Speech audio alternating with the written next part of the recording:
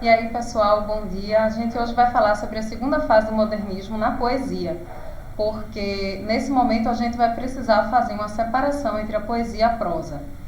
Hoje nós vamos falar da poesia de uma maneira geral, a gente vai dar o contexto histórico da época, que vai de 30 a 45, mas a gente não vai ter como entrar nos autores especificamente. A gente vai ler alguns poemas, mas os autores a gente vai ver na próxima aula, porque não tem como a gente ver os autores e a poesia ao mesmo tempo, uma vez que são muitos autores, é um período bastante disperso, digamos assim, da nossa literatura. Quer dizer, as pessoas estavam produzindo de maneira muito diferente uma da outra. Então você vai ver a poesia do Drummond, vai ver a poesia do Vinícius, vai ver a poesia da Cecília e vai ver que elas são bastante diferentes umas das outras.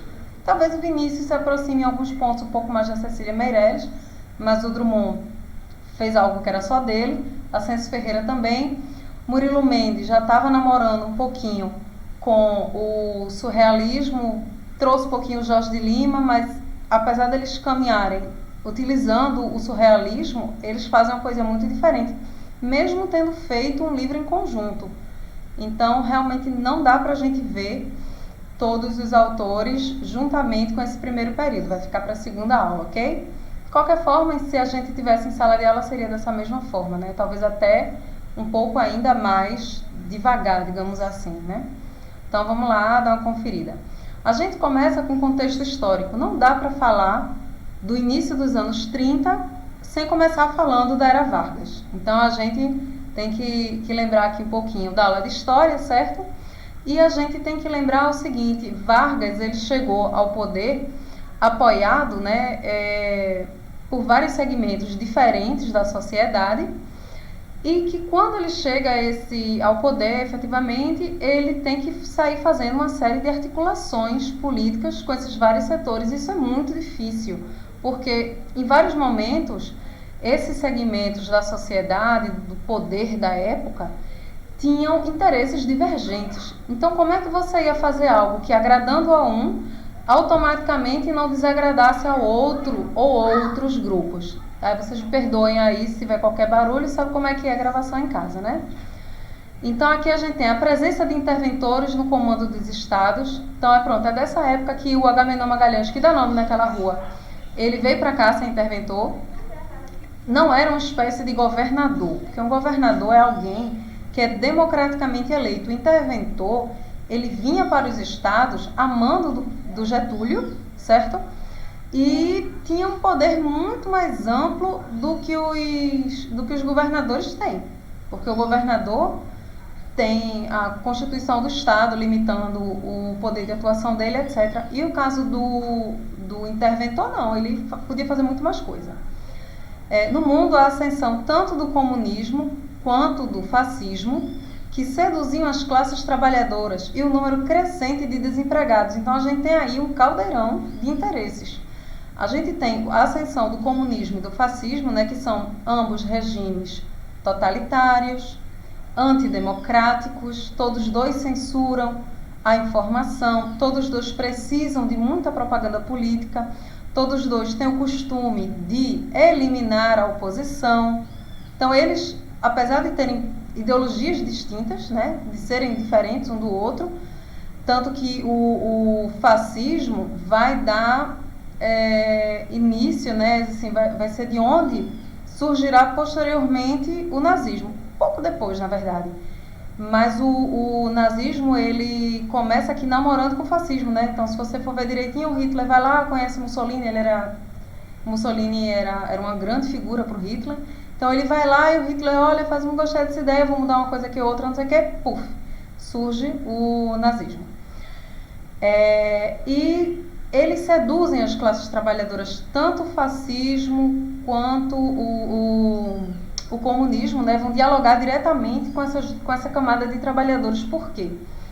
A gente ainda não tinha estabelecido o que seria o modelo de trabalho fabril, industrial, urbano, mecanizado, né, de fábricas que produziam muito rápido e que era uma condição de trabalho muito volátil, muito diferente da condição de trabalho que se tinha até então, que era muito parecida ali com a herança do feudalismo. Aí o que acontece? A gente tem agora a possibilidade do desemprego, que antes era uma possibilidade, né, quando a gente tinha um sistema econômico mais agrário, era uma possibilidade mais distante. Não era algo que fizesse parte do cotidiano das pessoas, isso ainda era novidade. E os trabalhadores, eles sentiram a necessidade de serem protegidos. E aí isso vai encontrar assim, como é que eu posso dizer? Essa necessidade de proteção vai encontrar um reflexo no fascismo e principalmente no comunismo. Que o comunismo diz que é a ideologia dos oprimidos, ou seja, dos trabalhadores que não tinham como se protegerem dos desmandos lá do burguês, do capital e etc. E aí essa doutrina, essa ideologia, ela diz assim: me apoie, que eu te darei o que você precisa. Então, nesse momento, né, em que a gente só tinha o quê? A Rússia e alguns outros poucos países ali adeptos do comunismo, não tinha ainda tido grandes problemas assim econômicos, fome e tal, não sei o que. Estava tendo muito assassinato, mas o governo escondia. Então, parecia algo realmente a chance de ouro. E eu não vou criticar aqui o comunismo e não vou defender o capitalismo, nem vice-versa, porque ambos têm seus defeitos e ambos têm suas virtudes. Então, quando você tem uma necessidade, uma preocupação em proteger a força trabalhadora, você tem aí um ponto positivo, sim, certo? Então, o comunismo, ele trabalha com essa ideia do sindicato, o fascismo, ele trabalha com essa ideia do sindicato, e quando os trabalhadores italianos, principalmente, vêm para cá, para o Brasil, trabalhar nas fábricas do Matarazzo e do... eu esqueci o nome dele, daqui a pouco eu lembro. Mas principalmente Matarazzo e tal, que era o grande industrial de São Paulo, né? Ainda tem o edifício Matarazzo e tudo mais. A gente vai ter uma necessidade de se organizar em sindicatos, porque as condições de trabalho eram péssimas, ninguém tinha direito a nada, era completamente diferente do que você entende hoje quando você diz assim: vou trabalhar, tenho esses direitos, tenho esses deveres. Não tinha isso. Você só tinha dever. Você só tinha que trabalhar, dar dinheiro ao patrão e viver a sua vida. E aí os sindicatos, né, essa ideia de sindicalização trazida pelos imigrantes italianos, que vem também dessa ideologia fascista, namora um pouquinho em algum nível. Então a gente vai ter essa vinda para o Brasil e vai começar a desestruturar as bases daquela sociedade. E aí o Getúlio Vargas, muito inteligentemente, vai trazer para ele essa responsabilidade de dar o direito ao trabalhador. Daqui a pouco eu chego lá.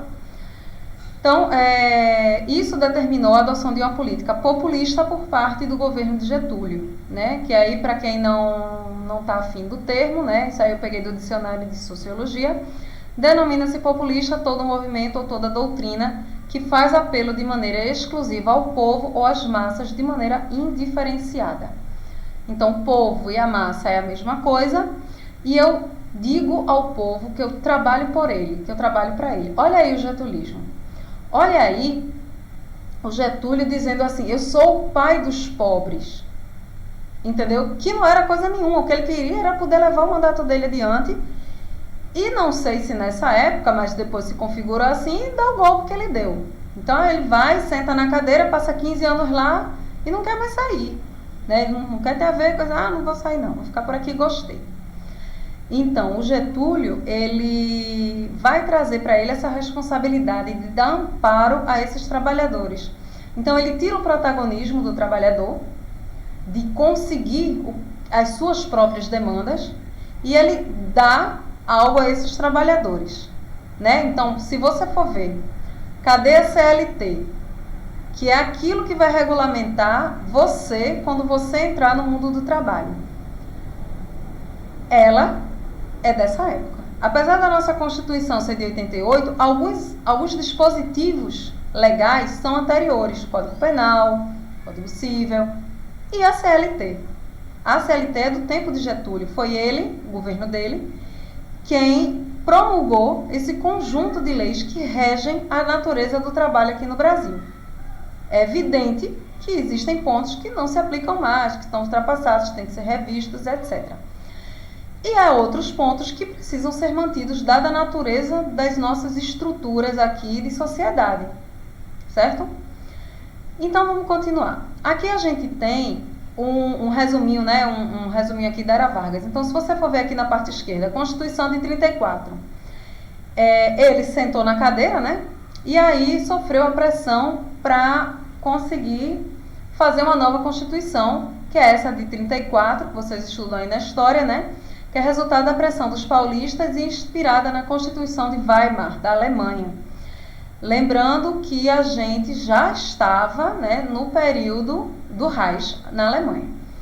Reduziu os poderes do executivo, né? Então o executivo, que é o presidente, no caso dos estados é o governador e no caso do município é o prefeito. Então reduz o poder desse setor, né, do executivo.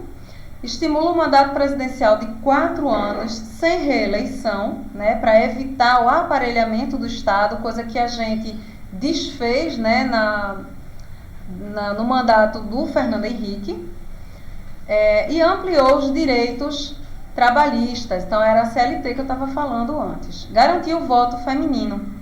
Então, a gente aqui no Brasil não precisou de grandes afrontas, assim, grandes passeatas e quebradeiras e não sei o que para garantir o voto feminino, porque o Getúlio Vargas deu pra gente, né? Olha que era bonzinho. E aí, a gente tem o golpe do Estado Novo, né? Ele estabelece o Plano Cohen, que é um documento falso, explorou o anticomunismo, outorgou uma nova Constituição, que é de 37, então com 3 anos ele acaba com a Constituição de 34, já bota uma nova para quê? Preparando o golpe dele, né, que seria efetivado em pouco tempo, né, que ele cancela a eleição de 38 e diz assim, eu cheguei aqui e não vou mais sair. Como é que é o nome? E aí depois a gente passa por um período de radicalização política, com a Aliança Nacional Libertadora, né, liderada por Prestes, que fez o cara lá da coluna Prestes e tal, comunista, priorizava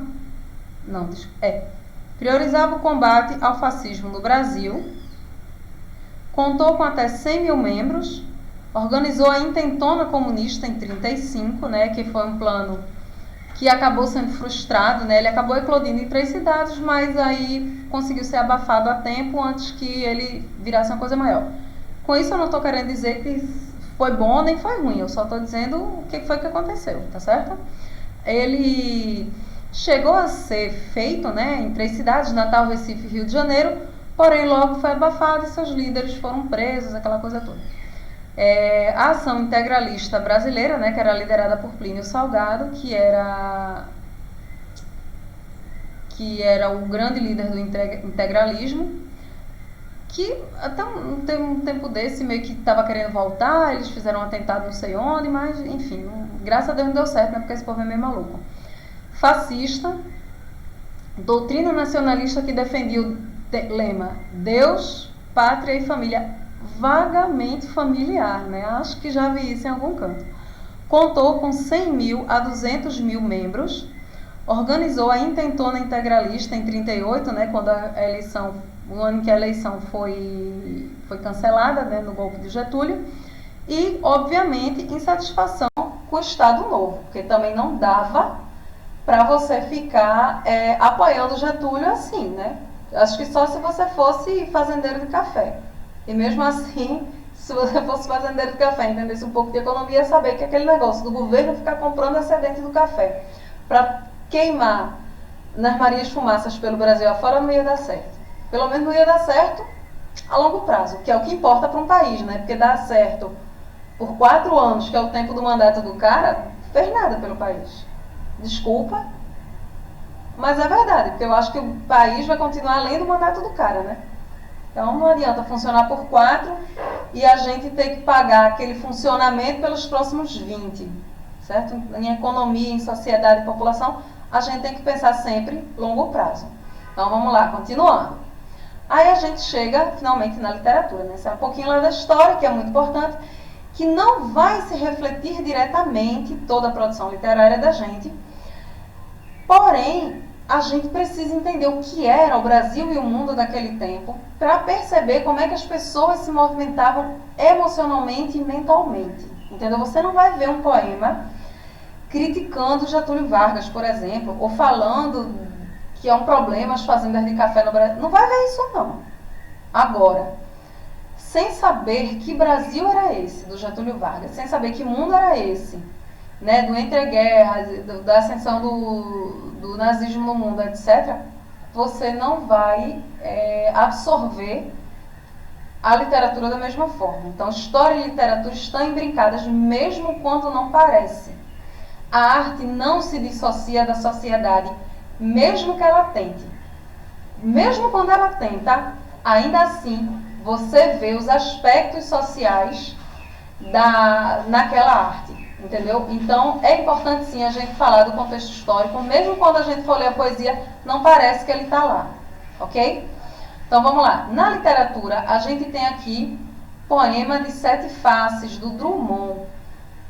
Por que eu estou trazendo Drummond? Drummond é um poeta, é o grande poeta dessa fase, indiscutivelmente. Os outros são muito bons, são muito conhecidos também, mas ele é que vai trazer tudo que é importante nessa fase, com exceção de uma coisa, que é o uso da tradição clássica nos poemas. Que quem vai fazer isso é o Vinícius e a Cecília.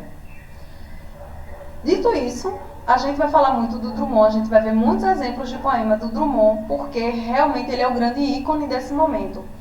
E não é à toa, né, que ele é conhecido, ele é tido como um dos grandes escritores em língua portuguesa. Veja bem, não é do Brasil, não. É de todo mundo que escreveu em português. Ele é um dos mais importantes, assim como Machado, lá do realismo, certo? Poema de Sete Faces. Aqui tem só um trecho, porque o poema era grande e não botei todo.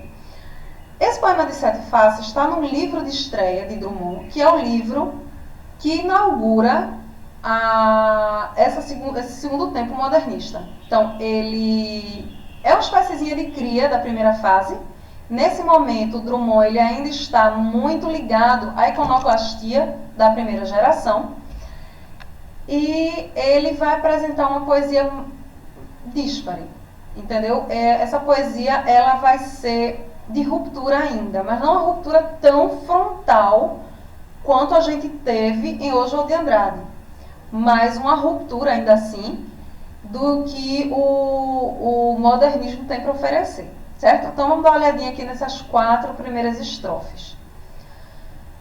Quando nasci, um anjo torto, desses que vivem na sombra, disse: vai, Carlos, ser gauche na vida. Gauche é uma palavra francesa que quer dizer esquerdo, canhoto, sinistro, errado ou torto. Ela tem essas várias significações. Então aí a gente entende melhor esse verso.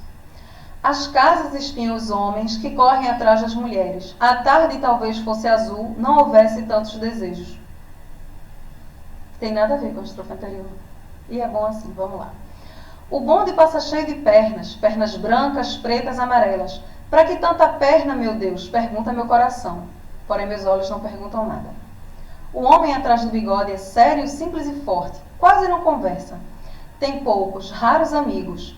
O homem atrás dos óculos e dos bigodes. Alguns críticos dizem que ele está falando do pai aqui. Não dá para saber. Nem pelo poema, nem pela vida.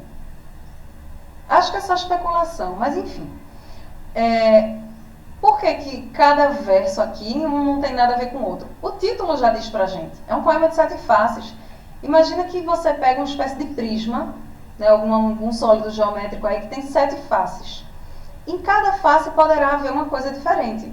E é essa a ideia contida no poema. De que cada face tem uma perspectiva diferente da vida, do mundo, de qualquer coisa. certo? Seus desejos, enfim. Aí é questão, aí o texto já está com o leitor, não está mais com o autor. Esse tempo literário, a segunda fase do modernismo, se inicia com a publicação de alguma poesia, o livro de Drummond, né? Como eu já tinha falado para vocês. Nesse livro, há a continuidade das inovações propostas pela fase anterior e não há ainda, obviamente, o poeta amadurecido. Isso a gente vai ver um pouquinho depois, embora aqui já tenham poemas muito, muito bons, certo? Mas é um livro de estreia. Nenhum livro de estreia é perfeito. Acho que a grande exceção talvez seja a Raquel de Queiroz, mas aí a gente fica para a aula do romance, né? Utilizando as inovações e equilibrando-as com a tradição poética ocidental, que veremos depois. Então tem aqui o grande poema que, né, empulhou a cabeça do pessoal em 30, que é No Meio do Caminho. Que eu vou ler para vocês talvez já tenham ouvido falar algum verso dele, alguma coisa assim, ou alguma releitura dele, ou alguma paródia, intertexto, enfim, porque ele é bastante conhecido. No meio do caminho. No meio do caminho tinha uma pedra no meio do caminho. Tinha uma pedra. No meio do caminho tinha uma pedra. Nunca me esquecerei desse acontecimento na vida de minhas retinas tão fatigadas. Nunca me esquecerei que no meio do caminho tinha uma pedra. Tinha uma pedra no meio do caminho. No meio do caminho tinha uma pedra. Aí você vai dizer, que porcaria! Por que ele fez isso? E eu vou dizer, pois é, por quê? Por que ele fez isso? Porque Drummond gastou algum tempo escrevendo isso e alguém olhou e disse que vai publicar. Uma bosta não deve ser, né? Perdão aí da palavra. O que é que tem nesse poema que não tinha antes? Porque pra gente que está aqui em 2020, olha para isso e diz assim, e daí? Qualquer um faz isso. Talvez em 2020 qualquer um faça, e se fizer vai ser ruim, porque Drummond fez lá em 1930. Então aí você já está com quase 100 anos de atraso. E por que em 1930 era bacana? Quer dizer, continua bacana até hoje, né? Eu adoro esse poema. É bacana, gente, porque ele é a proposta do diferente, a proposta do novo. O mérito dele começa aí. Do camarada pegar algo absolutamente banal, pedra, está no caminho, e ele trabalha esse conceito de uma maneira artística. Ele traz para dentro do universo da literatura algo que a princípio não seria. Nunca foi, só passou a ser a partir do momento em que ele coloca. Então a gente tem que entender isso. Estamos no momento do novo, do inesperado, da experimentação ainda. Depois a gente vai sossegando. Por isso que eu disse que ele ainda não era o poeta de maturidade que ele será posteriormente, né? Então a estética da segunda fase é uma época de consolidação das propostas do modernismo. Então, a primeira fase chegou com tudo, arrebentando, metendo o pé na porta. Massa. Agora a segunda fase já tem um compromisso de solidificar, de estabelecer aquela inovação. Então a gente não precisa mais quebrar nada. A gente agora vai construir. E aí entra a poesia amadurecida do Drummond. Aí entra o Vinícius de Moraes resgatando, junto com a Cecília Meirelles, aspectos da tradição literária ocidental. Entra também o Jorge de Lima e o Murilo de Andrade. Desculpa, Murilo Mendes, viajei. Que inclusive é recifense. Depois a gente fala dele. É hora de se dedicar ao aprimoramento da produção do texto, permitindo inclusive o retorno de estruturas tradicionais poéticas, como rimas, e a utilização de algumas formas fixas, como o soneto, que a gente vai ver daqui a pouco do Vinícius. Características gerais, tá certo? Gerais. Alguns poetas vão apresentar mais, outras menos. Uma poesia vai ter uma coisa, outra poesia vai ter outra. É difuso. Como eu disse logo lá no início da aula. É algo multifacetado. Por isso que a gente começa falando com o poema de 7 faces, porque ele representa bem esse momento. Cada aspecto vai te trazer uma novidade. Vai te trazer uma informação e um conceito diferente. Uso do verso livre ou verso branco. Vamos fazer uma distinção aí, olha a aula de teoria da literatura. Verso livre é o verso clássico do modernismo, é aquele que nada com coisa nenhuma. O verso branco é aquele que já era utilizado lá no romantismo. É aquele verso que tem toda a métrica corretinha. Então, se é um verso decassílabo, vai ter acentuação acentuação poética nas sílabas corretas, etc. Agora, o verso não terá a obrigação de rimar. Eu não preciso ter rima com os versos brancos. Com verso livre, cada verso é de um tamanho, ele fica partido no meio. É uma esculhambação. Para quem gosta do clássico, é uma esculhambação. Eu gosto muito do moderno, eu gosto muito do clássico, então para mim está tudo ótimo. A presença da ironia, o humor e do poema piada ainda, porque a ironia, o humor e o poema piada são muito mais presentes, muito mais importantes na primeira fase. Oswald de Andrade é o mestre disso tudo, certo? Então, assim, se você quiser entender o que é a ironia na poesia, aí você vai e lê o Oswald de Andrade, porque está tudo lá, eu não preciso ficar criando exemplo aqui na minha cabeça. Vai lá e lê o livro dele, o primeiro livro, principalmente. Questionamento da realidade. Vê só, esse questionamento da realidade, ele está muito sutil. Um livro que eu consigo dizer assim, isso aqui você vê e tal, são dois que são do Drummond. Sentimento do Mundo e A Rosa do Povo. Vá procurar esses dois livros. Eu recomendo a leitura. Você não vai perder tempo lendo esses dois livros. São excelentíssimos. Acho que você consegue achar pelo menos uma parte desses livros na internet de graça. Se eu conseguir, eu posto para vocês lá no Classroom, tá certo? Investigação sobre si mesmo como cidadão, indivíduo e ser humano. Não tudo junto. Não todos os poetas. Um poeta vai pender mais para um, mais para outro, etc. Então, por exemplo, a investigação sobre si mesmo como cidadão a gente vai ver muito em Drummond. Como indivíduo, Drummond vai apresentar e Jorge de Lima vai apresentar também. E, eventualmente, o Vinícius de Moraes. Como ser humano, a Cecília Meirelles vai trazer, né, o posicionamento perante a sociedade, o papel do poeta no mundo. A Cecília pensa sobre isso, o Vinícius pensa sobre isso, o Drummond pensa bastante, certo? Eles se colocam. Então, por isso que a gente estava tendo que falar também do contexto histórico. Eles vão falar de Getúlio Vargas? Não vão. Eles vão falar da ascensão do nazismo? Não. Que ainda vai tocar num assunto assim, de uma guerra, não sei o que, vai ser o Drummond em Sentimento do Mundo, porque também não tinha como ser diferente. É um livro de 43, 45, não tenho muita certeza não, mas é aí dos anos 40, dos anos 40, a guerra estava com tudo. E aí eclodiu aquele livro, ele é estrondosamente maravilhoso, eu amo de paixão, e eu acho que para a formação do indivíduo todo mundo devia ler esse livro. Temas regionais e prosaicos do cotidiano, você vai ver isso muito em Boitempo, você vai ver do Drummond, você vai ver isso em Boitempo 2, do Drummond também. Você vai ver isso em qualquer poesia, em qualquer livro do Ascenso Ferreira, que é pernambucano de floresta. Leiam. É uma delícia ler Ascenso Ferreira, um dos meus poetas preferidos. Vale muito a pena. Agora, assim, como ele é nordestino, aquela coisa toda, você não acha muitos poemas dele na internet. O livro inteiro você não vai achar, não. E quando você achar em sites diferentes, vão ser sempre mais ou menos os mesmos poemas. Mas já serve para você se apaixonar e para você conhecer um pouco mais de um autor que é nosso. Então a gente tem que conhecer o que é nosso, né? Ainda mais porque ele é bom. Espiritualismo, misticismo, o tempo transitório, isso tudo você vai ver com Jorge de Lima e Murilo Mendes. Ponto final. Tempo e Eternidade, o livro que eles fizeram juntos, tem tudo isso aí. Dá sim. Porque é o livro de quando eles se converteram ao catolicismo, tinha aquela coisa toda, né? Tá deslumbrado, não sei o quê, tá muito envolvido, porque era uma conversão recente, quando estavam sequiosos daquilo tudo, não sei o quê, muito inflamados, e aí, produziram esse livro. Muito bom. Difícil, mas é bom.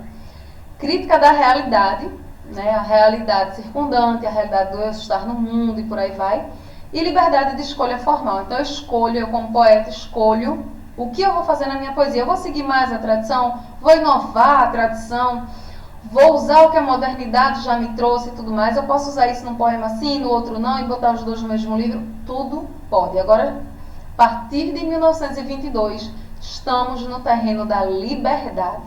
E isso é muito bom, porque isso enriqueceu enormemente a nossa produção artística, a nossa produção literária. Porque tirou certas regrinhas, certos amarras, e agora o camarada pode... Não tem tema certo, né? Não tem um tema que seja o tema correto para o livro, não tem um tema que seja o tema bonito para a poesia, é o que o cara quer. E aí Drummond vai e escreve Dentaduras Duplas, Ainda Não Sou Muito Velho para Ver Cervos, e por aí vai, e é ótimo. E aí a gente volta de Drummond, né? Que, como eu falei, ele é o mais representativo desse período. E aí a gente tem um trecho do poema Mar, trazendo algumas das características desse período, né? Que pode uma criatura, senão entre criaturas, amar? Amar e esquecer, amar e malamar, amar, desamar, amar, sempre até de olhos vidrados amar. Que pode, pergunto, ser amoroso sozinho em rotação universal, se não rodar também e amar? Amar o que o mar traz à praia, o que ele sepulta, e o que na brisa marinha é sal, ou precisão de amor, ou simples ânsia. E aí ele continua, né? E esse poema é muito bom inteiro. Aí vocês procuram na internet e leem o finalzinho dele, que é muito bom também. O que é que a gente tem aqui? Vamos voltar aqui para outro slide. Uso do verso livre branco. A gente tem o questionamento da realidade. A gente tem uma postura muito única para o amar. Porque a gente sai daquela postura tão romântica, que o Vinícius ainda vai trazer, que a Cecília nos poemas dela de amor vai trazer também. E o Carlos Drummond não. E ele viveu bem, viu, com a mulher dele. Ele morreu, eles ainda eram casados, ele morreu velhinho, em 1986. Ele nasceu em 1902, morreu muito velho. E viveu uma vida boa com a esposa dele, criou os filhos, etc. Mas é uma visão não idealizada, é uma visão comum do amor. O amor é simples, o amor é uma coisa do cotidiano, por aí vai. Não precisa a gente, morrer de amor, não sei o quê. É uma coisa que se vive, você vai fazendo todo dia, tudo mais, e quando vê, é para sua vida. E aí a gente tem o Vinícius, né, diferente, a visão dele, a perspectiva dele, e trazendo um soneto. Para quem não lembra o que é o soneto, é uma forma fixa, clássica, que antes estava proibida, né, por causa da primeira fase do modernismo, que aqui a gente verá novamente. Aí você diz, professora, mas o primeiro livro do Bandeira tinha, eu vou dizer, porque ele estava com influência simbolista muito forte. Aí ele não era modernista ainda. Depois, no segundo livro dele, que se eu não me engano é o Carnaval. Aí ele chega no modernismo e para com essa história. E aqui a gente vê o Vinícius, que escreveu muitíssimos sonetos, eu acho que era a forma poética dele preferida, que a gente reconhece como sendo 14 versos, 12 a 14, esqueci agora.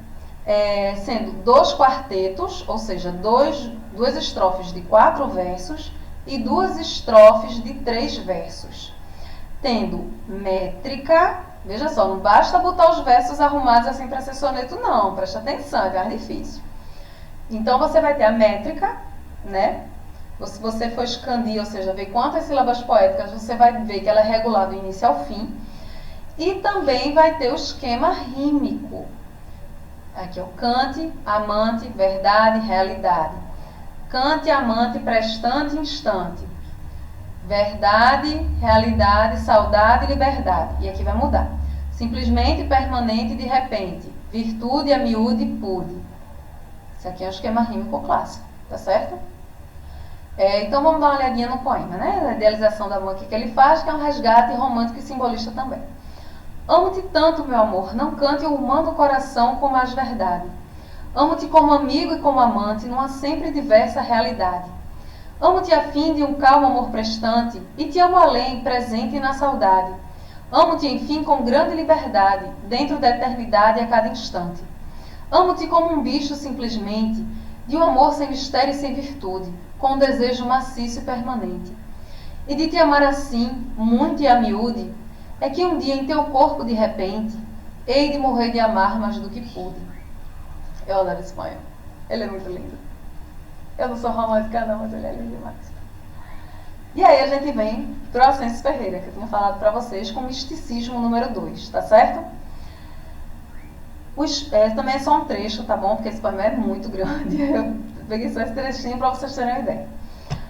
O espírito mau entrou no meu coro algum mangangá, e eu quero mulheres, curibocas, mamelucas, cafuzas, caboclas viçosas de bocas pitangas, mulatas dengosas, caju e cajá, mulheres brancas como açúcar de primeira, mulheres macias como a penugem do ingá, mas sempre mulheres, mulheres, mulheres. E ele tem essa coisa mesmo.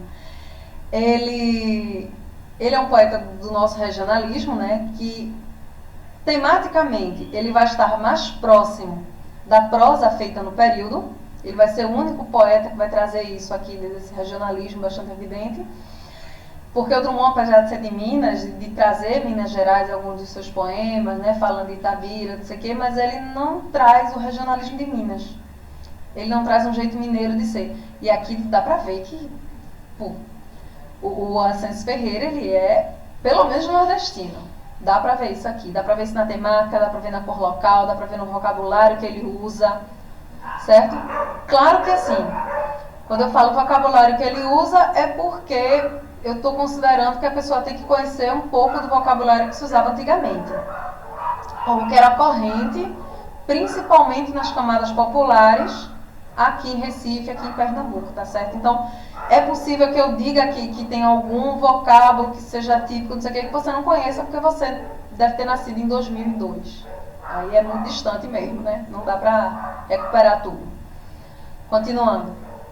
Os ombros suportam o mundo, que é daquele livro, O Sentimento do Mundo, que eu falei. E aqui a gente vai ver a realidade do momento. Então a gente vai ver a guerra, etc., aquele momento tenso, em que a pessoa reflete sobre ela, sobre o mundo, sobre paz, sobre amor, sobre liberdade, sobre todos os grandes temas da humanidade, né? Ela sai um pouco do próprio umbigo e olha em torno, mesmo que ela volte para o umbigo dela, no final das contas. Os ombros suportam o mundo. Chega um tempo em que não se diz mais, meu Deus. Tempo de absoluta depuração. Tempo em que não se diz mais, meu amor, porque o amor resultou inútil. E os olhos não choram, e as mãos tecem apenas o rude trabalho, e o coração está seco. Em vão mulheres batem à porta. Não abrirás. Ficaste sozinho, a luz apagou-se, mas na sombra teus olhos resplandecem enormes. És toda certeza, já não sabes sofrer, e nada espera de teus amigos. Esse último verso é a desolação total, né? Nada espera de teus amigos. Porque se você não espera nada dos seus amigos, o que é que te resta? Pouco ou quase nada. É a solidão absoluta. E a solidão absoluta é a condição humana, mas vocês só vão saber disso depois dos 30, não vou dar spoiler da vida. E aí, gente, encerramos a aula por agora, tá certo?